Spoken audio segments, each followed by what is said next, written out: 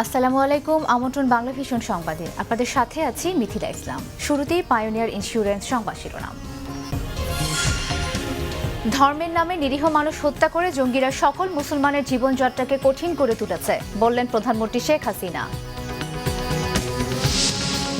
২০ দলে জামাতে থাকা না থাকা প্রসঙ্গে অধ্যাপক এমাজ উদ্দিনের বক্তব্য তার নিজস্ব, বিএনপির নয় বললেন মির্জা ফখরুল।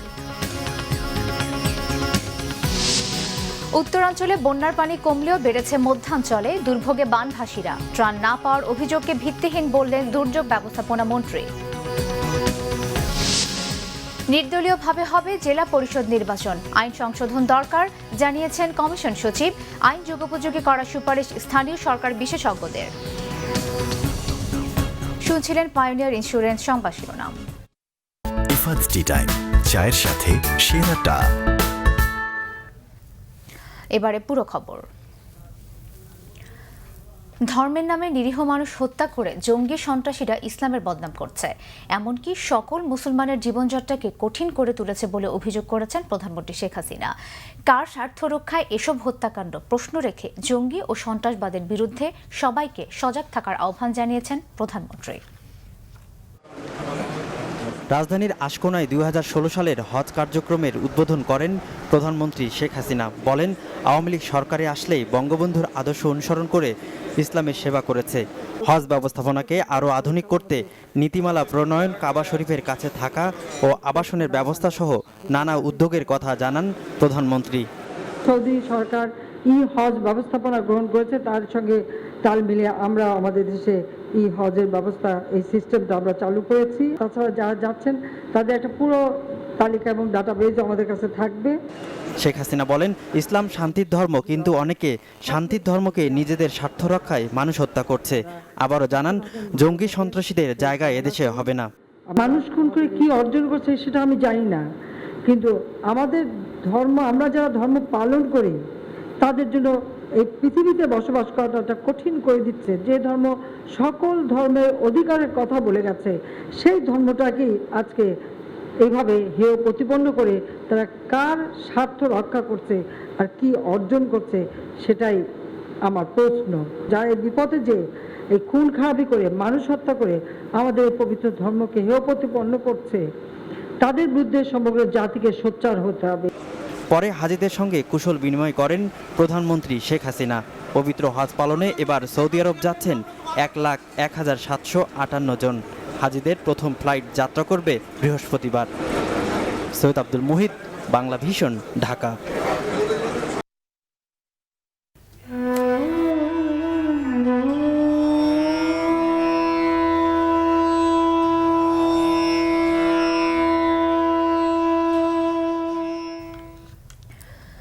বঙ্গবন্ধু শেখ মুজিবুর রহমান যতবার জেলে গেছেন, প্রতিবারই বন্দী ছিলেন পুরান ঢাকার কেন্দ্রীয় কারাগারের তৎকালীন দেওয়ানি হাজতে। পরিবর্তন হয়ে তা এখন জাতির জনক বঙ্গবন্ধু শেখ মুজিবুর রহমান কারা স্মৃতি জাদুঘর, যেখানে আছে আন্দোলনের পরিকল্পনা সহ বঙ্গবন্ধুর কারা স্মৃতি বহন করা জিনিসপত্র।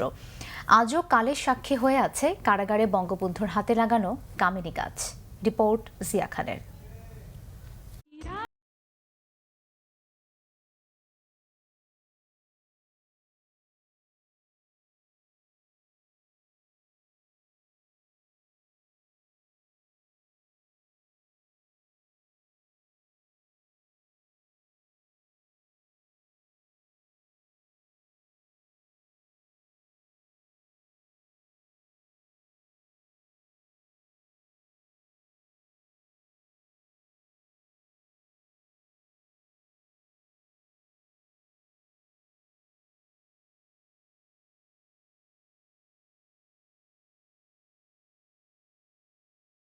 সেলটির চারপাশ বারবার মনে করিয়ে দেয় বঙ্গবন্ধুকে। ঢাকা কেন্দ্রীয় কারাগারের এই কক্ষটিতে বসেই বঙ্গবন্ধু ৬ দফা ঘোষণা করেছিলেন। তার সেই ৬ দফা আজও এই স্তম্ভে খোদাই করে লিখে রাখা হয়েছে, যাতে যাতে সঠিক ইতিহাস জানতে পারে। সেই জন্য এই মিউজিয়ামটি উন্মুক্ত করারও উদ্যোগ নিয়েছে সরকার। কারা জীবনের প্রতিবারই বাঙালি জাতি স্বপ্নদ্রষ্টাকে বন্দী রাখা হয়েছিল এই সেলটিতে। এটার নাম ছিল তৎকালীন সময় দেওয়ানি হাজত। বর্তমান সরকার জাতির জনক বঙ্গবন্ধু শেখ মুজিবুর রহমান কারা স্মৃতি জাদুঘরে রূপান্তর করেছেন। দেশের সমস্ত পাবলিক জনসাধারণকে দেখার জন্য উন্মুক্ত করে জাদুঘর করা হবে, এই প্ল্যানই সরকারের আছে।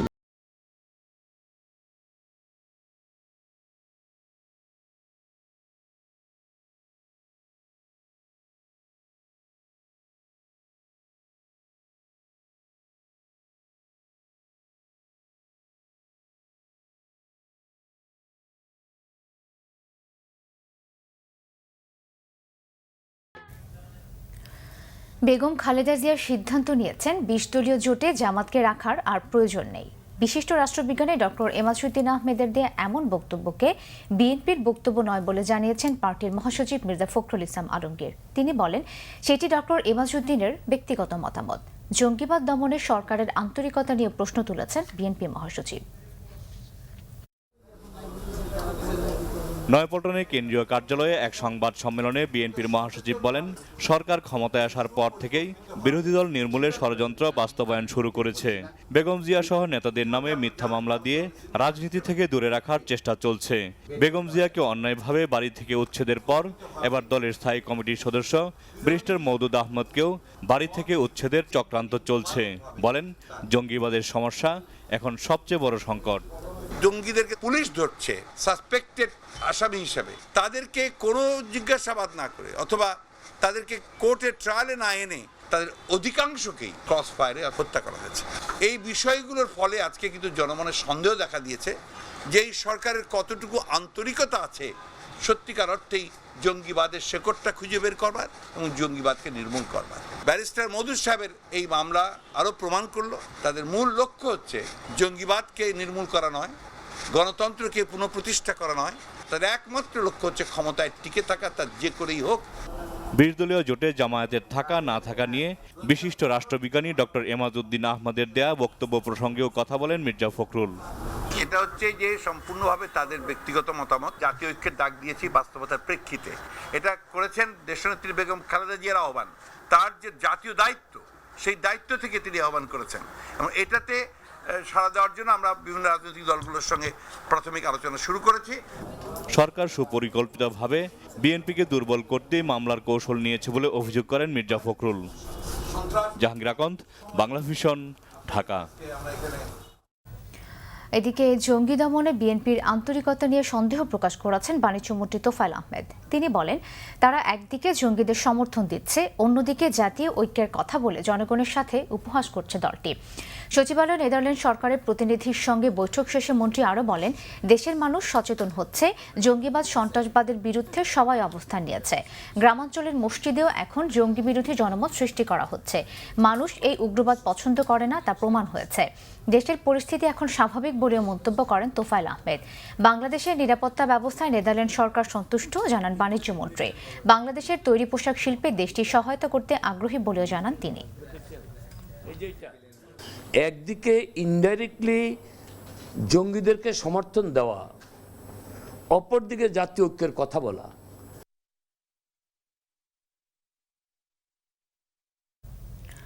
অন্যদিকে আওয়ামী লীগের প্রচার সম্পাদক ডক্টর হাসান মাহমুদ বলেছেন, বিএনপি জামাতের বন্ধন অনেক শক্ত বলে এটি ভাঙা এত সহজ হবে না। সকালে জাতীয় প্রেস ক্লাবে এক আলোচনায় তিনি এই মন্তব্য করেন। হাসান মাহমুদ আরও বলেন, বিএনপি হচ্ছে জঙ্গিদের আশ্রয় প্রশ্রয়দাতা। একের পর এক জঙ্গি ধরা পড়ার পরও তারা তাদের পক্ষেই সাফাই গাইছেন। স্বাধীনতা বিরোধীদের দেশ থেকে উৎখাত করতে না পারলে জঙ্গি হামলা বন্ধ করা যাবে না বলে জানান তিনি। অভিযোগ করেন, জিয়াউর রহমান ৭১-এ পাকিস্তানিদের পক্ষে গুপ্ত হত্যা চালিয়েছিলেন। এখন তার স্ত্রী বেগম খালেদা জিয়া সেই ধারা অব্যাহত রাখতে একই ধরনের সন্ত্রাসী কর্মকাণ্ড চালিয়ে যাচ্ছেন। বন্যা পরিস্থিতির খবর। বন্যায় এই পর্যন্ত দেশের বিভিন্ন জেলায় মারা গেছে অন্তত ৩১ জন। উত্তরাঞ্চলে পানি কিছুটা কমলেও মানিকগঞ্জ সহ মধ্যাঞ্চলে পরিস্থিতির আরও অবনতি হয়েছে। এদিকে মাদারীপুরে পানি কমার সাথে সাথে বেড়েছে নদী ভাঙনের তীব্রতা। দুর্গত এলাকাগুলোতে ত্রাণ না পাওয়ার অভিযোগ রয়েছে। শুকনো খাবার ও বিশুদ্ধ পানির অভাবে চরম দুর্ভোগে বানভাসীরা। সিরাজগঞ্জ সহ দুর্গত এলাকাগুলোর হাজারো বিদ্যালয়ে পাঠদান বন্ধ রয়েছে দীর্ঘদিন থেকে। মানিকগঞ্জের 6টি উপজেলার 4 লাখ মানুষ পানিবন্দী। ঘরবাড়ি ফেলে অনেকে আশ্রয় নিয়েছেন উঁচু স্থানে এবং অনেকে পরিবার পরিজন নিয়ে খোলা আকাশের নিচে মানবেতর জীবনযাপন করছেন। প্রশাসনের পক্ষ থেকে বন্যা দুর্গতদের ত্রাণ দেয়া হলেও প্রয়োজনের তুলনায় তা নিতান্তই কম।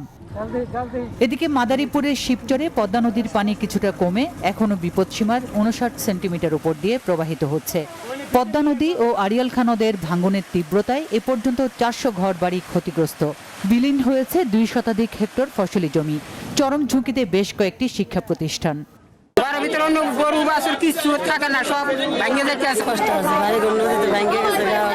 পদ্মার চরাঞ্চলের অন্তত 25,000 মানুষ পানিবন্দী হয়ে সীমাহীন দুর্ভোগ পোহাচ্ছেন।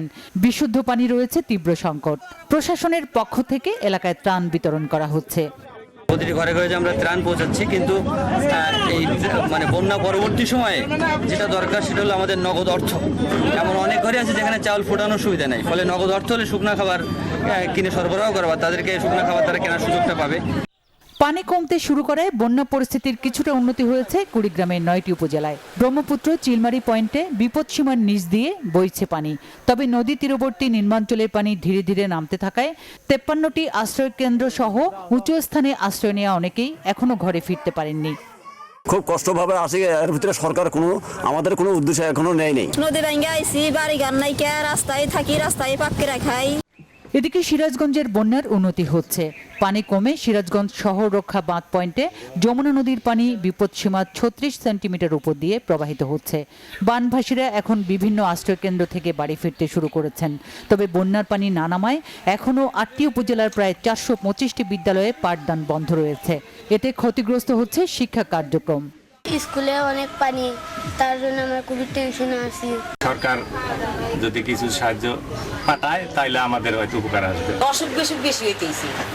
অন্যদিকে পদ্মায় পানি কিছুটা কমলেও ফরিদপুরের 4 উপজেলার বন্যা পরিস্থিতির খুব বেশি উন্নতি হয়নি। পদ্মা নদীর পানি গোয়ালন্দ পয়েন্টে এখনো বিপদসীমার 83 সেন্টিমিটার উপর দিয়ে বয়ে যাচ্ছে। জেলার চরভদ্রাসনের নতুন ডাঙ্গি গ্রামে ধসে যাওয়া বেড়িবাঁধের অংশ দিয়ে পানি ঢোকা অব্যাহত থাকায় ওই এলাকার বাড়িঘর এখনো পানিতে ডুবে আছে। রয়েছে বিশুদ্ধ পানির তীব্র সংকট। প্রশাসনের দেয়া ত্রাণ প্রয়োজনের তুলনায় অপ্রতুল বলে অভিযোগ দুর্গতদের। বন্যা কবলিত এলাকার 60টি শিক্ষা প্রতিষ্ঠান এখনো বন্ধ। প্রায় 5,000 হেক্টর জমির ফসল তলিয়ে গেছে বন্যার পানিতে। এই মুহূর্তে রান্না করে খাওয়ার মতো কোনো পরিবেশ নাই এবং বিশুদ্ধ পানির খুবই অভাব। গাইবান্ধায় সবকটি নদ নদীর পানি কমায় বন্যা পরিস্থিতির অনেকটা উন্নতি হয়েছে। বুধবার পর্যন্ত জেলায় 1 শিশু সহ 5 জনের মৃত্যুর খবর পাওয়া গেছে। সরকারি হিসেব অনুযায়ী জেলার 4টি উপজেলার 34টি ইউনিয়নের 245টি গ্রাম বন্যায় প্লাবিত হয়। ক্ষতিগ্রস্ত প্রায় 2,80,000 মানুষ। অন্যদিকে জামালপুরের বাহাদুরাবাদ ঘাট পয়েন্টে যমুনা নদীর পানি কমে বিপদসীমার 28 সেন্টিমিটার উপর দিয়ে বইছে। সুচরিতা সূচি, বাংলা ভিশন নিউজ ডেস্ক। এদিকে বন্যা দুর্গত এলাকায় ত্রাণ না পাওয়ার অভিযোগকে ভিত্তিহীন বলে অভিহিত করেছেন দুর্যোগ ব্যবস্থাপনা ও ত্রাণ মন্ত্রী মোফাজ্জেল হোসেন চৌধুরী মায়া। বন্যার্তদের দ্রুত পুনর্বাসনের উদ্যোগ নেওয়া হবে বলেও জানিয়েছেন তিনি। সকালে কুড়িগ্রামের রৌমারী উপজেলার বন্যা উপদ্রুত এলাকায় ত্রাণ বিতরণের সময় সাংবাদিকদের এক প্রশ্নের জবাবে তিনি এসব কথা বলেন। প্রয়োজন ছাড়া আমরা বেশি দেব না, আর অপ্রয়োজনীয় লোককে আমরা রিলিফ দিব না। আপনি মনে করেন প্রায় 30-40 লক্ষ লোক আপনি ক্ষতিগ্রস্ত, সবাইকে রিলিফ চায়। যেমন অনেকে বাজে কথা বলছেন, অনেকে বিস্তরের কথা বলছেন, এগিয়ে কিন্তু যারা প্রাপ্য পাওয়ার যোগ্য তাদের আমরা দিব। ওই আপনারা একজন কাছে টিভি নিয়ে গেলেন, একজন বললো আমি পাই নাই, ওইটা ধরিয়ে আপনি নিউজ করলেন। কিন্তু এই যে 13 থেকে 14 লক্ষ লোককে যে দীর্ঘ 15 দিন আমরা তাদের এই যে বিভিন্ন সামগ্রী দিয়ে যে তাদের ব্যবস্থা করছি, একটা লোক না খেয়ে মরে নেই, এটা কিন্তু আপনার বলেন নাই। ধন্যবাদ। স্থানীয় সরকারের সব নির্বাচন দলীয় হলেও প্রথমবারের মতো হতে যাওয়া জেলা পরিষদ নির্বাচন হবে নির্দলীয়। স্থানীয় সরকার মন্ত্রণালয়ের সাথে অনানুষ্ঠানিক আলোচনায় এমন আভাসই পাওয়া গেছে বলে জানিয়েছেন নির্বাচন কমিশন সচিব মোহাম্মদ সিরাজুল ইসলাম। তবে জেলা পরিষদে নির্বাচন করার এখতিয়ার কমিশনের নেই উল্লেখ করে এর জন্য আইনের সংশোধন দরকার বলে জানান তিনি। এদিকে জেলা পরিষদ আইনকে যুগোপযোগী করে সংশোধনের সুপারিশ করেছেন স্থানীয় সরকার বিশেষজ্ঞ বদিউল আলম মজুমদার। জেলা প্রশাসক সম্মেলনে স্থানীয় সরকার মন্ত্রী 6 মাসের মধ্যে জেলা পরিষদ নির্বাচন দেওয়ার আশাবাদ জানিয়েছেন। কিন্তু এ ব্যাপারে আনুষ্ঠানিকভাবে নির্বাচন কমিশন কোনো নির্দেশনা পায়নি মন্ত্রণালয় থেকে। কমিশন সচিব জানিয়েছেন, আইন অনুযায়ী জেলা পরিষদ নির্বাচনের দায়িত্ব সরকারের, তাই কমিশনকে এই নির্বাচন পরিচালনার দায়িত্ব দিতে হলে আইন সংশোধন করতে হবে। অনানুষ্ঠানিক আলোচনা হয়েছে আমাদের সাথে, এবং আমরা কি ধরনের বিধিমালা করতে হবে সেটি ব্যাপারেও আমরা আসলে কিছুটা প্রস্তুতি আমাদের আছে। আমরা এটি যখন আমরা জেনেছি তখন আমরা কিছু কাজ করেছি। তো এখন আমরা শুধু আসলে অপেক্ষা করছি, যদি স্থানীয় সরকার মন্ত্রণালয় আমাদেরকে বলেন যে নির্বাচনটি করতে হবে আর এই বিধিমালা করার জন্য এই আইন পরিবর্তন করে আপনাদেরকে দায়িত্ব দেওয়া হলো, আমরা তখন সেটি করব। 2000 সালে প্রণয়ন করা হয় জেলা পরিষদ আইন। এই আইনকে সংশোধনের পর বিধিমালা, আচরণবিধি তৈরি ছাড়াও ভোটার তালিকা ও সীমানা নির্ধারণেও কিছু কাজ করতে হবে কমিশনকে। নির্বাচনটি দলীয় ভিত্তিতে হবে না, যেটি আমাকে বলা হয়েছে, এবং এখানে যারা ভোটার হবেন তাদের কথা বলা আছে। সেই ক্ষেত্রে দুই একটি পদবি আছে যেখানে সংশোধন লাগবে। তবে কেবল নির্বাচন করলেই হবে না, স্থানীয় সরকারের এসব প্রতিষ্ঠানকে স্বায়ত্তশাসনও দিতে হবে বলে মনে করেন স্থানীয় সরকার বিশেষজ্ঞরা। এসডিজির জন্য কিন্তু স্থানীয় পর্যায়ে প্রতিষ্ঠানগুলোকে শক্তিশালী করা এটা একটা অন্যতম অগ্রাধিকার। কার্যকর স্থানীয় সরকার প্রতিষ্ঠার জন্য আমি মনে করি এই যে পুরো আইনি কাঠামোটাকেই নতুন করে দেখা দরকার। ক্ষমতার বিকেন্দ্রীকরণে শক্তিশালী স্থানীয় সরকার ব্যবস্থা ভূমিকা রাখবে বলেও মত এই বিশেষজ্ঞের। পৌরসভার member Sharmin Ibrahim, Bangla vision, Dhaka. Donald Trump নয়, রিপাবলিকান পার্টির বেশ কয়েকজন প্রভাবশালী নেতা এবার ডেমোক্রেটিক প্রার্থী হিলারি ক্লিন্টনকে ভোট দেওয়ার ঘোষণা দিয়েছেন। ট্রাম্পের নানা বেফাঁস মন্তব্যের জেরে এমন পদক্ষেপ নিচ্ছেন তারা। আর ট্রাম্পের মার্কিন প্রেসিডেন্ট হওয়ার যোগ্যতাই নেই বলে মন্তব্য করেছেন দেশটির প্রেসিডেন্ট বারাক ওবামা। মার্কিন ইতিহাসে এর আগে কোনো প্রেসিডেন্ট প্রার্থী এতটা চাপের মুখে পড়েনি বলে মনে করছেন বিশ্লেষকরা। বিস্তারিত ডেস্ক রিপোর্টে।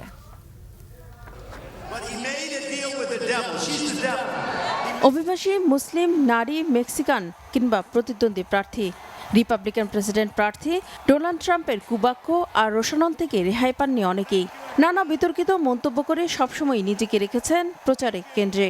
রিপাবলিকান দলের মনোনয়ন পাওয়ার পরও তা না থেমে বরং বেড়েছে। সম্প্রতি ইরাক যুদ্ধে নিহত এক মার্কিন সেনার বাবা মাকে নিয়ে আক্রমণাত্মক মন্তব্য করে এখন নিজ দল রিপাবলিকান ও ডেমোক্রেটদের তোপের মুখে ট্রাম্প। জাতির জন্য আত্মত্যাগ করা সেনা পরিবারের এমন অপমানে ক্ষুব্ধ তারা। মার্কিন প্রেসিডেন্ট বারাক ওবামা তীব্র সমালোচনা করে বলেছেন, যুক্তরাষ্ট্রকে নেতৃত্ব দেওয়ার যোগ্যতাই ট্রাম্পের নেই। মিট রমনি ও জন ম্যাককেন এই দুজন রিপাবলিকান প্রার্থী নির্বাচনে আমার প্রতিদ্বন্দ্বী ছিলেন। তাদের সাথে আমার নীতিগত মতবিরোধ ছিল, কিন্তু তারা অযোগ্য এটা কখনোই মনে হয়নি। তবে ট্রাম্প প্রেসিডেন্ট পদের জন্য প্রস্তুত নয়। এমন বিতর্কিত প্রার্থীকে রিপাবলিকান পার্টি কেন সমর্থন দিচ্ছে তা নিয়েও প্রশ্ন তুলেছেন বারাক ওবামা। আর এসব মন্তব্যে ক্ষিপ্ত হয়ে ট্রাম্প একহাত নিয়েছেন ওবামাকে। ওবামা একজন দুর্বল, অকর্মণ্য। তার শাসনকাল একটা বিপর্যয়। মার্কিন ইতিহাসে নিকৃষ্টতম প্রেসিডেন্ট বারাক ওবামা। ওবামা আর হিলারি মিলে মধ্যপ্রাচ্যকে অস্থিতিশীল করেছে, যুক্তরাষ্ট্রকে হুমকির মুখে ফেলেছে।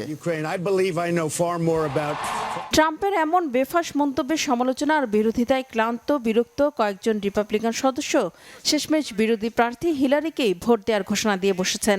রিপাবলিকান দাতা এবং তহবিল সংগ্রাহক মেগ হুইটম্যান, পার্লামেন্ট সদস্য রিচার্ড হান্না সহ 5 নেতা ট্রাম্পকে মানসিক ভারসাম্যহীন বলেছেন। আর হিলারিকে ভোট না দিলেও অন্তত ট্রাম্পের পক্ষে থাকছেন না সাবেক ফার্স্ট লেডি বারবারা বুশ, চলতি বছরের প্রেসিডেন্ট নির্বাচনে রিপাবলিকান প্রার্থী জেব বুশ, সাবেক প্রেসিডেন্ট প্রার্থী জন ম্যাককেন ও মিট রমনি সহ দলটির প্রভাবশালী 11 নেতা। কেবল দেশের ভেতরেই নয়, ট্রাম্পের সমালোচনায় এবার যোগ দিয়েছেন বিদেশি নেতারাও। ট্রাম্প মানুষের মনে অরুচি তৈরি করছে বলে মন্তব্য করেছেন ফ্রান্সের প্রেসিডেন্ট ফ্রাঁসোয়া ওলাদ। রিফাত জামান, বাংলা ভিশন, নিউজ ডেস্ক। নিচে গ্রেট ওয়াল সিরামিক্স সংবাদ বিরতির সাথেই থাকুন, এরপর জানিয়ে ফিরছি। সরকারের সঙ্গে সমঝোতা হলে কার্যক্রম চালিয়ে যেতে পারবে সিটিসেল, জানিয়েছেন বিটিআরসি চেয়ারম্যান।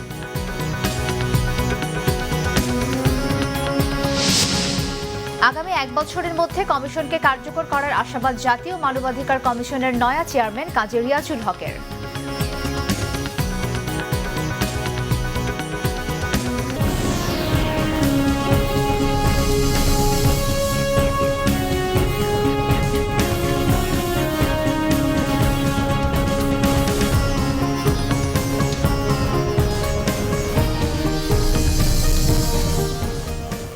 স্বাগত আরেকবার বাংলা ভীষণ সংবাদে।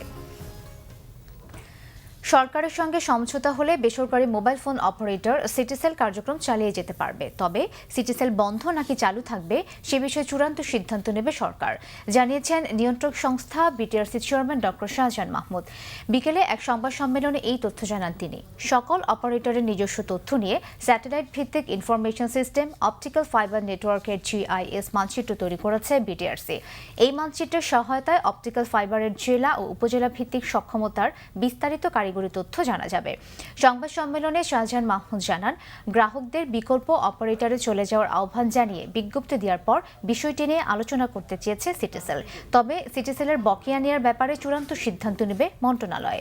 তবে সিটিসেলের সঙ্গে আলোচনা চললেও গ্রাহকদের অন্য অপারেটরে চলে যাবার কঠোর অবস্থান থেকে বিটিআরসি সরে আসবে না বলেও জানান তিনি। সাংবাদিকদের প্রশ্নের জবাবে শাহজাহান মাহমুদ জানান, বকেয়ার কারণে সিটিসেলের মতো আরও একটি অপারেটরের বিরুদ্ধে ব্যবস্থা নেওয়ার সুপারিশ মন্ত্রণালয়ের পাঠানো তথ্য জানান তিনি। আলোচনার যে সারসংক্ষেপ কিংবা এই আলোচনার যে কন্টেন্ট, এটা আমরা সরকারকে জানিয়েছি, সরকারকে জানাবো, এখনো জানানো হয়নি, জানাবো, তারপরে সরকার যেটা সিদ্ধান্ত নেয়। যদি কোনো রকম একটা সমঝোতা হয় সিটিসেলের সঙ্গে এবং সিটিসেল যদি টিকে যায়, তাহলে ওই গ্রাহকগুলো কি আবার আসবে কিংবা আসবে না, এটা নিয়ে আর কি। তো এটার ব্যাপারে আমাদেরই হচ্ছে যে এটা কিন্তু একটা বিরাট মানে অত্যন্ত একটা দুঃখজনক ঘটনা, সিটিসেলের যে ঘটনাটা ঘটেছে। এবং এটা তাই হবে, কিছু অনেক গ্রাহক হয়তো বাইরে চলে যাবে। রাজধানীর হাজারীবাগ থেকে জঙ্গি সংগঠন আল আনসারের প্রধান সমন্বয়ক সহ 5 জনকে আটক করেছে র্যাব। এই সময় উদ্ধার করা হয় বিপুল পরিমাণ জেহাদি বই ও প্রশিক্ষণে ব্যবহৃত বিভিন্ন সামগ্রী। বিকেলে আগারগাঁয়ের র্যাব 2-তে সংবাদ সম্মেলনে এই তথ্য জানান গণমাধ্যম শাখার পরিচালক কমান্ডার মুফতি মাহমুদ খান। আইন শৃঙ্খলা বাহিনীর তৎপরতায় ছড়িয়ে ছিটিয়ে থাকা জঙ্গিরা আল আনসার নামে নতুন সংগঠন হিসেবে দেশের ভেতরে কাজ করছে বলে জানায় র্যাব। এই জঙ্গিরা 10টি গ্রুপে ভাগ হয়ে বগুড়া ও চট্টগ্রামে প্রশিক্ষণ নিয়েছে বলেও জানানো হয়। আল কায়েদার ভাবাদর্শে অনুপ্রাণিত হয়ে জঙ্গিরা সদস্য সংগ্রহের কাজ করছে। কারাগারে থাকা জঙ্গিদের সাথে প্রতিনিয়ত যোগাযোগ রেখে বিভিন্ন ধরনের নাশকতার পরিকল্পনা করছে বলে সংবাদ সম্মেলনে জানানো হয়। তবে হাজারীবাগ থেকে আটক 5 জনের বিষয়ে ওই বাড়ির মালিকের কাছে কোনো তথ্য ছিল না বলেও জানায় র্যাব। আগামী 1 বছরের মধ্যে কমিশনকে কার্যকর করা হবে বলে আশাবাদ ব্যক্ত করেছেন জাতীয় মানবাধিকার কমিশনের নবনিযুক্ত চেয়ারম্যান কাজী রিয়াজুল হক। দুপুরে কমিশনের নিজ কার্যালয়ে সাক্ষাৎকারে তিনি এই আশাবাদ ব্যক্ত করেন। কমিশনের চেয়ারম্যান বলেন, মানবাধিকার কমিশন আইনের কিছু দুর্বলতা রয়েছে।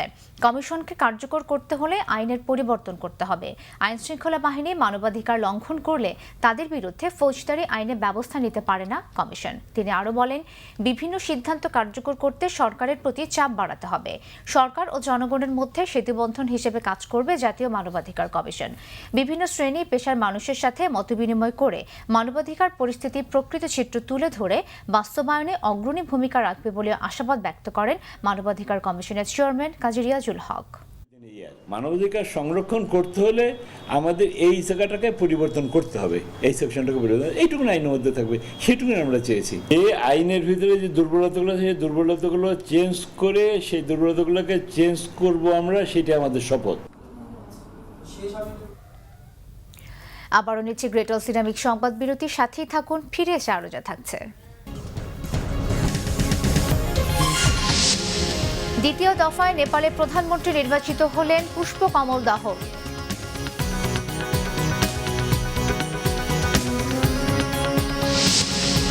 শেষ পর্যন্ত ভারতের মাটিতে টেস্ট খেলার প্রতীক্ষার অবসান হচ্ছে টাইগারদের। আগামী বছর ফেব্রুয়ারিতে হায়দ্রাবাদে হবে একমাত্র টেস্ট।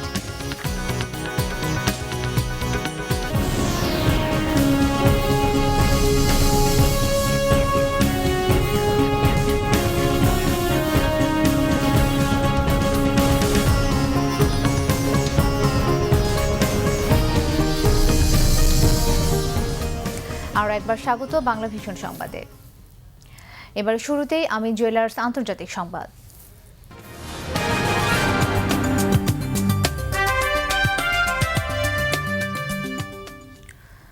দ্বিতীয় দফায় নেপালের প্রধানমন্ত্রী নির্বাচিত হলেন পুষ্পকমল দহল। গত মাসে রাজনৈতিক অস্থিরতার জেরে প্রধানমন্ত্রীর পদ ছাড়েন কেপি ওলি।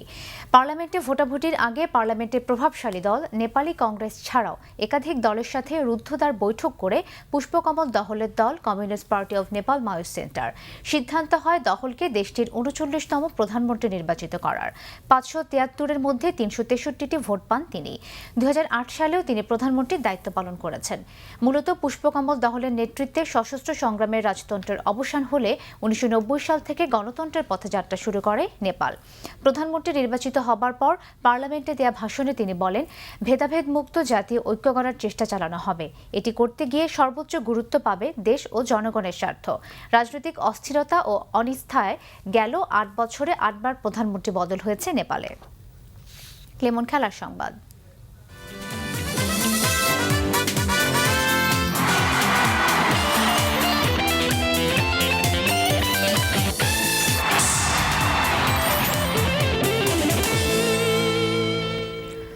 ক্রিকেট শেষ পর্যন্ত ভারতের মাটিতে টেস্ট খেলার প্রতীক্ষার অবসান হতে যাচ্ছে টাইগারদের। ভারতীয় ক্রিকেট বোর্ড বিসিসিআই আগামী বছর ৮ থেকে ১২ ফেব্রুয়ারি টাইগারদের জন্য দেশের মাটিতে একটি টেস্ট ম্যাচের সূচি চূড়ান্ত করেছে। Venue Hyderabad Rajiv Gandhi international stadium. ভারত সফরের বিষয়টি নিশ্চিত করেছেন বাংলাদেশ ক্রিকেট বোর্ডের সভাপতি নাজমুল হাসান পাপন। এছাড়া ইংল্যান্ড সফর, মুস্তাফিজের অস্ত্রোপচার, বোলিং কোচ সহ বেশ কিছু ইস্যু নিয়ে মিডিয়ার সাথে কথা বলেছেন বিসিবি সভাপতি। ২০০০ সালে বাংলাদেশের টেস্ট অভিষেক ভারতের বিপক্ষে ম্যাচ দিয়েই। এরপর টেস্ট প্লেয়িং সব দেশেই সফর করেছে বাংলাদেশ। শুধু প্রতিবেশী ভারতেই টেস্ট খেলার সুযোগ হয়নি টাইগারদের। এফটিপিতে আগেই সূচি নির্ধারণ হয়ে থাকলেও ভারতের অনীহায় বারবার পিছিয়েছে সিরিজ। শেষ পর্যন্ত আগামী ফেব্রুয়ারিতে এক টেস্টের সংক্ষিপ্ত সফরে বাংলাদেশকে আমন্ত্রণ জানিয়েছে বিসিসিআই। সফরে একটি মাত্র টেস্ট থাকায় খুব একটা সন্তুষ্ট নন বিসিবি সভাপতি। তবে ১৬ বছরে প্রথমবার ভারতে টেস্ট খেলার সুযোগ পাওয়াকে ইতিবাচক হিসেবেই দেখছেন তিনি। এটার একটা test match, it is nothing big. মানে আমাদের ক্রিকেটে উন্নতির জন্য যে একটা বিরাট কিছু তা না, বাট এটা একটা বিরাট জিনিস এই সেন্সে যে টেস্ট স্ট্যাটাস পাওয়ার পর থেকে আমরা এখন পর্যন্ত ইন্ডিয়ায় টেস্ট খেলিনি। আগামী ৩০ সেপ্টেম্বর বাংলাদেশ সফরে আসার কথা ইংল্যান্ডের। তার আগে এই মাসেই ইংলিশ নিরাপত্তা পর্যবেক্ষক দল আসছে এবং তাদের প্রতিবেদনের উপর নির্ভর করছে ইংল্যান্ডের বাংলাদেশ সফর। ওদের তো ভারতে একটা সিরিজ আছে, তো ওই সিরিজের জন্য ওরা ইন্ডিয়াতে ওদের সিকিউরিটি ইন্সপেকশন টিম যাবে। ওই সময়টায় আমাদের এখানেও আসার কথা এই মিড অগস্টে। পেস বোলিং বিষয়ে মুস্তাফিজের চিকিৎসা কোথায় হবে এখনও সে সিদ্ধান্ত নিতে পারেনি বিসিবি। তবে দ্রুত ব্যবস্থা নেওয়ার কথা জানিয়েছেন বিসিবি সভাপতি। এছাড়া এই মাসের মধ্যেই টাইগারদের বোলিং কোচ চূড়ান্ত করার বিষয়টি নিশ্চিত করেছেন বিসিবি সভাপতি। গুড নিউজ হচ্ছে যে আমরা ওই searching is finished and final শর্টলিস্টও ফিনিশড করে কাকে নিব সেটাও ফাইনাল করে ফেলেছি। Unfortunately because of some obligations এই মুহূর্তে তার নামটা আমরা অ্যানাউন্স করতে পারছি না। বিসিবি সভাপতি জানিয়েছেন হাই পারফরম্যান্স কোচ আকিব জাভেদের সবুজ সংকেত পেলেই বোলিং অ্যাকশনের পরীক্ষা দেবেন তাসকিন ও আরাফাত সানি। এছাড়া এইচপির স্পিন বোলিং কোচ হিসাবে আসছেন ভারতের বেঙ্কটপতি রাজু, জানিয়েছেন বিসিবি সভাপতি। মনির হোসেন খান, বাংলা ভিশন, ঢাকা। সংবাদ শেষ করব তার আগে পায়োনিয়ার ইন্স্যুরেন্স সংবাদ শিরোনামগুলো জানিয়ে দিচ্ছি আরও একবার। ধর্মের নামে নিরীহ মানুষ হত্যা করে জঙ্গিরা সকল মুসলমানের জীবনযাত্রাকে কঠিন করে তুলছে, বললেন প্রধানমন্ত্রী শেখ হাসিনা। ২০ দলে জামাতের থাকা না থাকা প্রসঙ্গে অধ্যাপক হেমাজুদ্দিনের বক্তব্য তার নিজস্ব, বিএনপির নয়, বললেন মির্জা ফখরুল। উত্তরাঞ্চলে বন্যার পানি কমলেও বেড়েছে মধ্যাঞ্চলে, দুর্ভোগে বানভাসীরা। ত্রাণ না পাওয়ার অভিযোগকে ভিত্তিহীন বললেন দুর্যোগ ব্যবস্থাপনা মন্ত্রী। নির্দলীয়ভাবে হবে জেলা পরিষদ নির্বাচন, আইন সংশোধন দরকার, জানিয়েছেন কমিশন সচিব। আইন যুগোপযোগী করার সুপারিশ স্থানীয় সরকার বিশেষজ্ঞদের। এই ছিল এখনকার মতো। পরের সংবাদ রাত 10:30টায়। এর আগে 9টায় রয়েছে নিউজ টপ 10 দেখার আমন্ত্রণ রইল। এছাড়া দেশ বিদেশের সংবাদ সবার আগে জানতে গ্রামীণফোন বাংলা লিংক এয়ারটেল থেকে ডায়াল করুন 1616 নম্বরে। এতক্ষণ সাথে থাকার জন্য ধন্যবাদ সবাইকে।